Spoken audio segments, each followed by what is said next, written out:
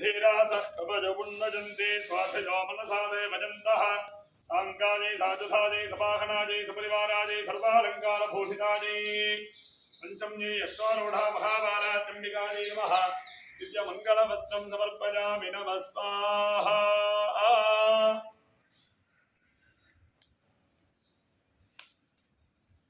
ओम या फलनीर्या अफला अपुष्पायाश्च पुष्पिनीः बृहस्पतिप्रसूतास्तानो मुञ्चन्वगुंसः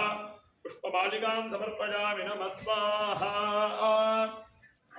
मधुवातारताजते मधुक्षरन्ति सिन्धवः माध्वीर्नः सन्पोषधीः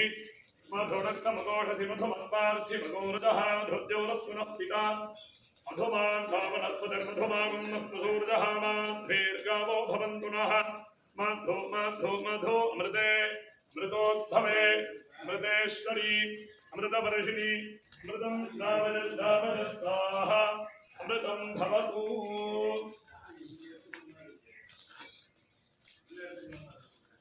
अवस्थात्रयाणाम् एकीकरणं ताम्बूलम्